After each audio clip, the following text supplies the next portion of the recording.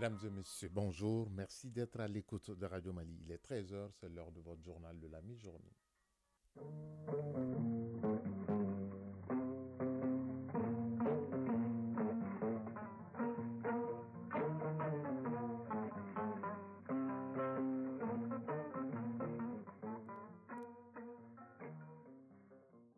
Le journal Ousmane Daou. Mesdames et messieurs, à la une de cette session d'information, le drapeau, l'hymne, la devise, les armoiries et les sceaux pendant une semaine seront à l'honneur en vue de leur harmonisation puisque ces symboles de l'État confèrent au peuple des signes d'appartenance. Tchemoko Konaté nous en parlera. Comment faire de l'agriculture malienne une agriculture régénératrice pour qu'elle cesse d'être une agriculture de subsistance? La question est au centre d'un forum organisé par Sasakawa Africa Association. Batraori nous fera le point. Ce lundi 11 mars marque le premier jour du jeûne pour les musulmans du Mali. Dans son grand format du jour, Brahma Traoré nous dira les bienfaits du jeûne sur la santé au-delà de la religion. Hors du Mali en Côte d'Ivoire, l'ancien président Laurent Gbagbo sera candidat à la présidentielle de 2025. Au Tchad, le premier ministre de transition Succès Massara, après le président de transition Mahamat Idriss Déby Itno, sera aussi candidat. Le sport sera l'affaire de Fotigi Tunkara. Avec lui, on parlera essentiellement football avec la Coupe du Mali, les compétitions africaines des clubs, les Jeux africains Accra 2024 et la Ligue des champions d'Europe. Voilà pour le sommaire. Dans un instant, les détails. Lundi 11 mars 2024. Mesdames et messieurs, bonjour. Merci d'avoir choisi Radio Mali pour vous informer. Les symboles de l'État à l'honneur pendant une semaine. Le drapeau, l'hymne, la devise, les armoiries et les sceaux constituent chacun un symbole de l'État.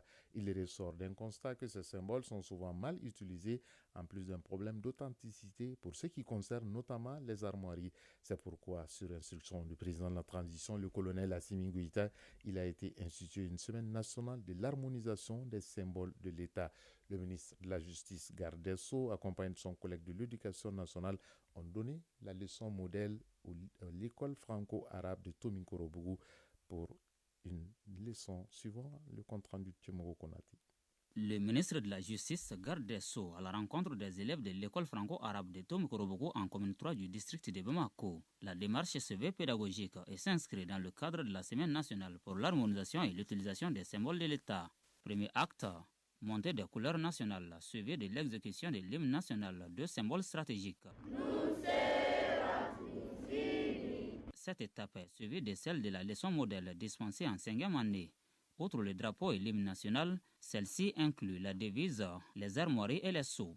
Et ensuite maintenant, sur le podium d'abord, un but inno, en bas et en haut la République du Mali.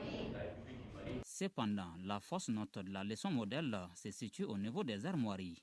Celle dispensée par l'enseignant commis à la tâche est inappropriée, souligne un membre du cabinet du ministre qui demande une revue de la partie y consacrée. Mamoudou Kassogué, ministre de la Justice, Garde des Sceaux. L'idée est venue du président de la transition qui a constaté que les symboles de l'État n'étaient pas utilisés de manière harmonieuse au niveau des différentes institutions, au niveau aussi du public. Donc il nous a instruit en tant que garde des Sceaux de prendre des mesures pour faire en sorte que nous puissions arriver à une compréhension partagée de ces symboles et de leur utilisation. Amadou Savané, ministre de l'Éducation nationale. Techniquement, la transmission des savoirs a été impeccable. L'enseignant et les élèves étaient en phase pour qu'ils soient vivants, pour que les connaissances transmises soient retenues par, je ne dirais pas les élèves seulement, par tout le public. Cette dynamique sera maintenue dans tous les établissements publics et privés. Les élèves, à leur tour, devront servir de relais auprès de la population pour une meilleure vulgarisation des symboles de l'État auxquels chaque fils de la nation s'identifie. À San, l'Office de moyens Bani, OMB, a tenu la 8e session ordinaire de son conseil d'administration. Au cours de ce conseil d'administration, les administrateurs ont planché sur le rapport de suivi des recommandations de la session précédente, la présentation du rapport d'activité de l'Office et examiné le projet de budget de 2024 qui s'élève à 1,38 milliard de francs CFA. 1,38 38 millions de francs CFA contre 754 millions en 2023, le sang Drissa Koni. Au cours de cette 8e session ordinaire, le Conseil va dresser le bilan de l'exercice écoulé et adopter le budget prévisionnel du prochain exercice. Pour un budget envisagé à 754 millions en 2023, l'Office a pu mobiliser un peu moins de 460 millions pour une dépense exécutée de 443 478 164 francs CFA. Issa Kanté, directeur général de l'Office du moyen banni. La mise en œuvre des activités de l'Office du moyen banni dans l'exercice 2023 a été confrontée en partie par des difficultés de mobilisation des ressources effectivement financières de l'État pour l'entretien des ouvrages et aussi assurer l'appui conseil aux producteurs. Lassine Dambélé, ministre de l'Agriculture. L'Office du moyen banni est actuellement confronté à 2 défis majeurs, à savoir l'installation des producteurs et la mise en place d'un système de facturation. C'est pourquoi en 2024, le processus d'attribution des terres et d'installation des producteurs devra se poursuivre avec l'implication de tous les acteurs concernés, notamment l'OMB, l'administration et surtout les producteurs, dans le but de garantir des perspectives d'exploitation pacifique et durable des terres aménagées. Pour un résultat de 171 000 tonnes de céréales en 2023, l'Office revoit ses ambitions à la hausse en 2024. Pour l'exercice 2024, les prévisions de production céréalière sont de 315 337 tonnes et le budget prévisionnel est de 1 038 165 576 francs, dont 173 877 261 francs au titre de la redevance eau.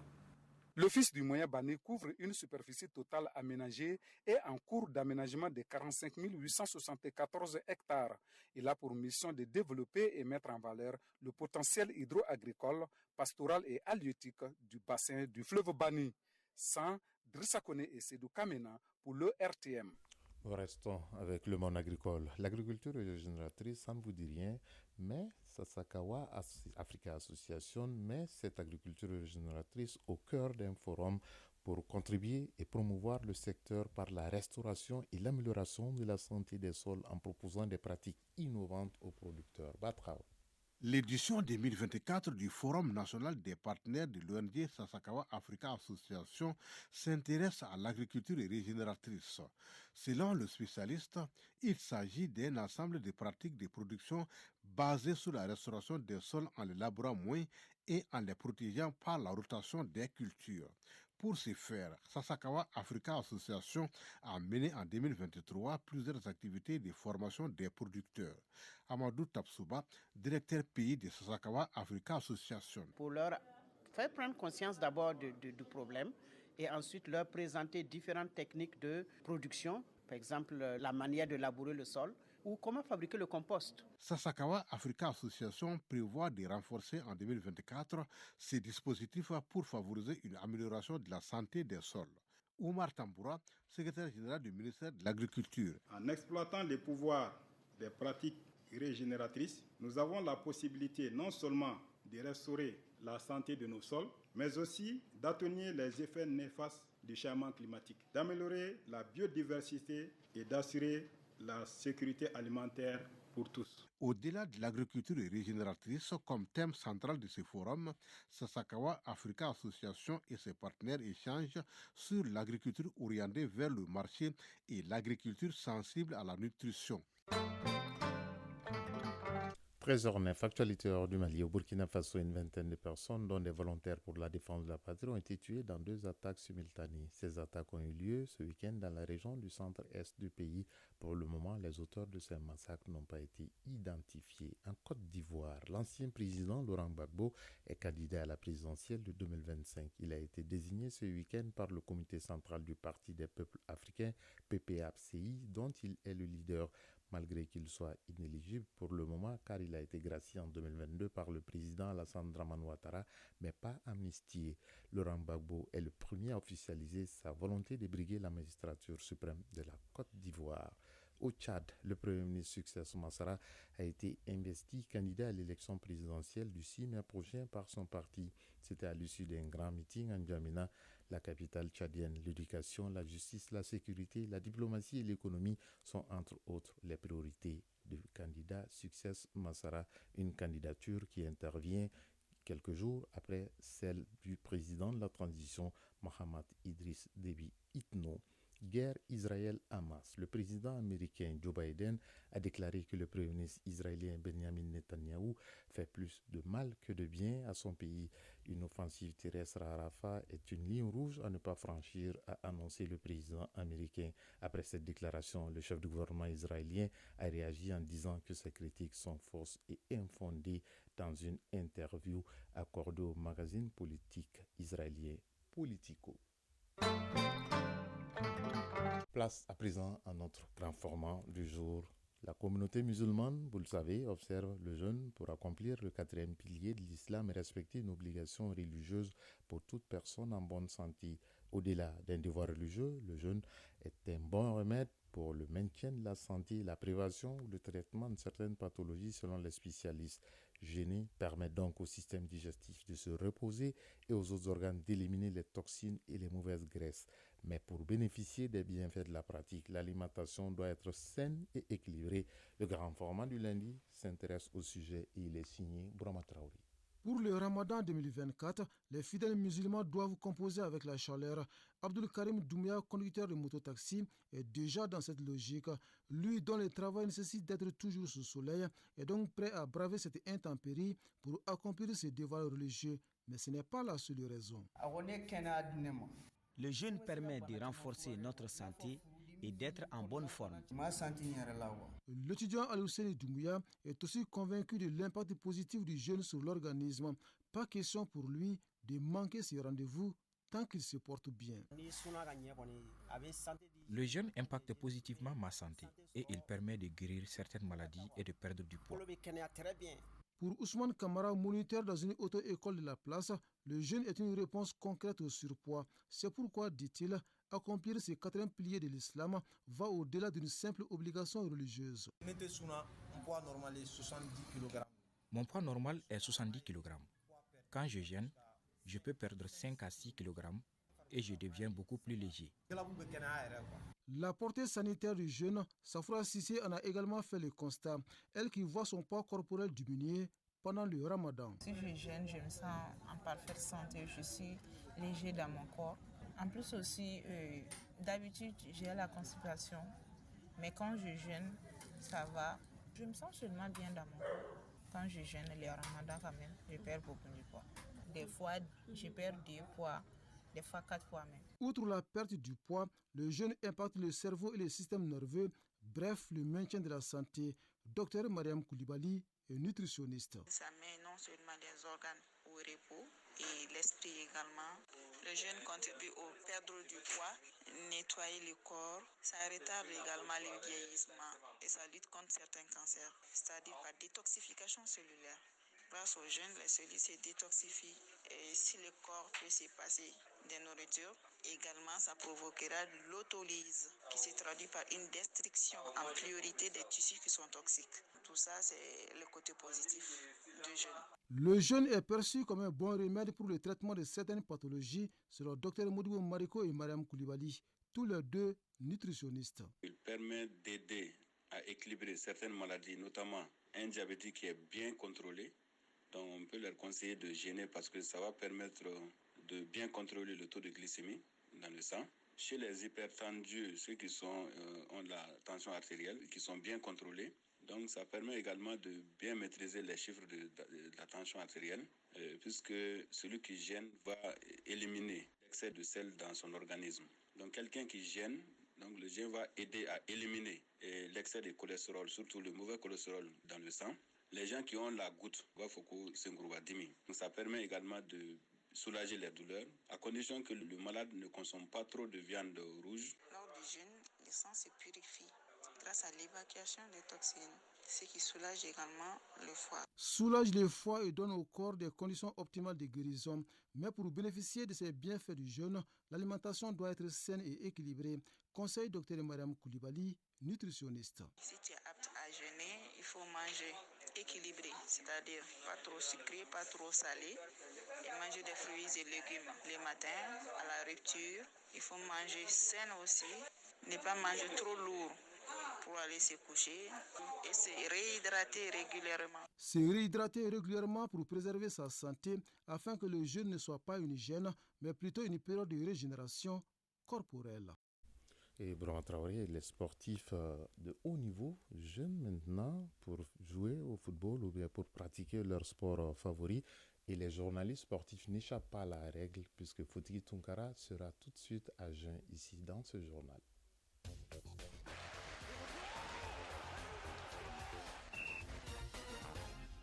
C'est avec beaucoup de plaisir que je retrouve Fotigi Tunkara après un petit moment de relâche passé aux côtés des siens au village. Bienvenue et bon retour. Merci beaucoup. Bonjour Ousmane, bonjour à tous.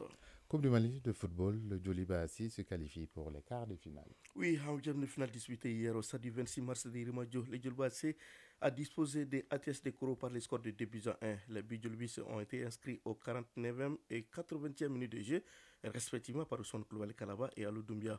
Une but de ATS de Koro a été marquée par Cheikh Sidia Keita à la 88e minute de jeu. Le Djoliba Assis rejoint ainsi en quart de finale l'AS de Bamako et Afé qui se sont déjà qualifiés samedi en écartant respectivement CF La Paix de Ségou battu 3-0 et Binga FC éliminé 4-3 au tir au but après une parité d'un but partout au bout donc du temps réglementaire et des prolongations. 7e de finale de la Coupe du Mali de football continue ce lundi avec 2 matchs au programme ici au stade du terrain.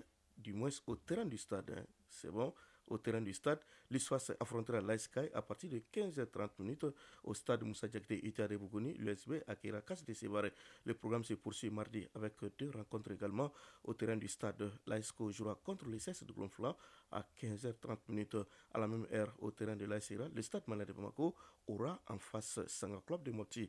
L'AS Bakardian de Baraouli connaîtra son adversaire en 8e de finale à l'issue du dernier 16e de finale qui mettra aux prises mercredi Kaleme FC de Tombouctou et Derby Academy de Bamako. Toujours en football Fotigi, on les appelait les hommes en noir puisqu'il était coutume de s'habiller en noir, mais maintenant avec beaucoup de couleurs, nous les retrouvons. Il s'agit des arbitres et du côté de la Fédération malienne de football, les arbitres se mettent à jour. Oui, absolument. Cela a envie donc d'être beaucoup plus performant pour se mettre à hauteur des missions que les arbitres de football du Mali ont pris part à une journée de recyclage initiée par la Commission centrale des arbitres de la Fédération malienne de football en collaboration avec le département de l'arbitrage de la CAF. Cette journée de mise à niveau qui s'inscrit dans le cadre du programme de renforcement des capacités des arbitres de la CCA FEMAFOOT a regroupé une centaine d'arbitres et assesseurs qui officient dans les championnats nationaux hommes et dames du Mali. C'était hier dimanche à la Bibliothèque nationale. Pour plus de précisions, je vous propose d'écouter Draman Dante, le président de la Commission centrale des arbitres de la Fédération malienne de football que nous avons joint. Les participants étaient au nombre d'une centaine, arbitres et assesseurs, toutes catégories confondues, hommes et femmes. Les travaux étaient basés sur l'utilisation de la VAR. Ensuite, on a vu les orgies, le challenge, la faute tactique et la faute de main qui posent beaucoup de problèmes actuellement. Parmi les 5 topics, on a projeté des images, on a essayé de voir en revue tout ce qu'il y a comme problème et tout ce qu'il y a comme pièges qui peuvent se produire sur un terrain de foot. Ils ont vraiment suivi avec beaucoup d'intérêt. Les instructeurs aussi ont donné le meilleur d'eux-mêmes pour vraiment la réussite de ce stage qui a été vraiment bien assimilé par les uns et les autres. À l'instant, Draman Dante, président de la commission des arbitres de la Fédération malienne de football, un arbitre ancien international qui a officié toutes les compétitions de football au monde, cadet, junior, les Jeux Olympiques, la Coupe du Monde, la Copa América et bien sûr la Ligue des Champions d'Europe. Il a officié toutes les coupes. On va tout simplement dire que c'est une carrière bien remplie. Et on va continuer avec les compétitions africaines des clubs, dont les arbitres maliens aussi sont sollicités dans ces compétitions africaines des clubs. Il s'agit de la Ligue des Champions et de la Coupe de la Confédération. Le tirage des quarts sera effectué demain mardi. Le Stade malien connaîtra donc son adversaire. Oui, ce sera soit l'USM Alger, soit les Zamalek d'Égypte ou Dreams FC du Ghana, mais tout sauf la Renaissance sportive de Berkane qui était dans le même groupe que le Stade Malien de Bamako. Les Blancs de Bamako seront donc fixés sur leur adversaire en quart de finale de la Coupe de la Confédération demain mardi à l'issue du tirage au sort. La cérémonie débutera à midi plutôt à l'hôtel Movenpick au Caire en Égypte au lieu du siège de la CAF. Cette fois-ci comme précédemment annoncé. Alors les clubs qualifiés pour les quarts de finale de la Coupe de la Confédération qui sont donc concernés par ce tirage au sort sont l'USM Alger, les Zamalek d'Égypte, Dreams FC du Ghana, la Renaissance sportive Berkane du Maroc, Futur FC d'Égypte, Abu Salem de la Libye, River United du Nigeria et le Stade Malien de Bamako. Suivra ensuite à 13h le tirage au sort des quarts de finale de la Ligue des champions d'Afrique qui concerne le National Al-Ahly d'Égypte, l'Espérance sportive de Tunisie, la SEC Mimouza de Côte d'Ivoire, Mamelodi Sundowns d'Afrique du Sud, Petro Atlético Luanda d'Angola, le TP Mazembe de la RDC, le Simba SC et Young African de Tanzanie. Dans ces tirages au sort, les premiers de poule vont croiser les deuxièmes de groupe. Les oppositions seront sur le format de double confrontation à le retour avec le match aller chez les deuxièmes de groupe et le match retour chez les premiers de poule. En tout cas, ce qu'on peut dire, Fotiki Tunkara, dans cette Ligue des champions africains, le Mali est bien représenté puisque nous retrouvons nos joueurs au TP Mazembe, à Al-Ahly, à Simba et à Young African. Ah, absolument, même s'il n'y a pas de club malien à ce niveau, mais en tout cas, le Mali est bel et bien représenté par certains joueurs. Ce qui nous amène au Ghana pour parler des Jeux africains. Accra 2023, le tournoi de football masculin se poursuit avec la 10e journée dans le groupe B. Oui, absolument, une 10e journée du groupe B du tournoi du football masculin des Jeux africains. Accra 2023 nous propose ce lundi 2 belles empoignades. À 17h, le Sénégal et l'Ouganda s'affronteront pour la suprématie du groupe. Tous les deux pays, tous deux vainqueurs lors de la première journée, les deux pays ne se feront certainement pas de cadeaux pour occuper le fauteuil de leader. Pour rappel, lors de la première journée, jeudi, le Sénégal a battu le Soudan du Sud 1-0. L'Ouganda a gagné contre le Nigeria 2-1. Dans l'autre rencontre du groupe B, à partir de 20h, donc, le Nigeria sera opposé au Soudan du Sud. Ces duels entre vaincus de la première journée ne manquera aussi certainement pas de piquant. Dans le groupe A mardi, on aura Bénin-Congo à 17h et Ghana-Gambie à 20h. Absent en football, notre pays, le Mali, participe à ces 13e Jeux africains Accra 2023 avec 130 athlètes dans 8 disciplines sportives, à savoir l'athlétisme, le basketball 3x3, le handball, le taekwondo, le judo, le karaté, le cyclisme et la boxe. Je précise que ces Jeux africains servent également de qualification pour 12 disciplines sportives aux Jeux olympiques Paris 2024. Vous avez évoqué Paris 2024 et on va terminer par l'Europe pour parler de la suite et la fin des 8e de finale et retour de la Coupe aux Grandes Oreilles. Absolument. Les derniers 8e de finale, donc retour de la Ligue des champions d'Europe de football commence demain mardi avec des matchs. Le FC Barcelone accueillera Naples à partir de 20h. À l'aller, les deux équipes avaient fait match nul 1 partout à Naples en Italie. De son côté, Arsenal recevra Porto à partir de 20h également, mais avec un but de retard à refaire, puisqu'à l'aller, les Portugais l'avaient emporté 1-0. Suite est fait mercredi avec Atlético Inter et Dortmund PSV à 20h. Victoire à l'aller 1-0 à domicile pour l'Inter et nul 1 partout chez le PSV. Déjà la semaine dernière, Manchester City, le Real Madrid, le PSG et le Bayern Munich se sont déjà qualifiés pour les quarts de finale en éliminant respectivement Copenhague, RB Leipzig, Real Sociedad et Lazio de Rome. Déjà du lourd pour ces quarts de finale de la Ligue des Champions. À 13h, passé de 22 minutes à Dramani, Fotiki Tunkara, merci pour toute cette page sportive. Merci à vous aussi. Et Inch'Allah, on se retrouve lundi prochain avec toujours le même plaisir et le même bonheur. Inch'Allah. Surtout, gardez vos positions d'écoute dans un instant. Fousseini Ndiara sera là pour les avis et communiquer. Ce journal vous a été présenté par Ousmane Dao. Réalisation Soumaou Aïdara. Mise en onde Bintou Traoré. Mise en ligne Sekou Traoré. Prochain rendez-vous avec l'actualité, ce sera à 20h30 puisque le journal de 19h30 est décalé à 20h30 en raison du mois de Ramadan. Justement, je vous souhaite un très bon mois de Ramadan. Prions pour la paix au Mali. Chacun de nous ne peut être une étoile, mais tâchons de briller pour éclairer là où nous sommes. Au revoir et à très bientôt.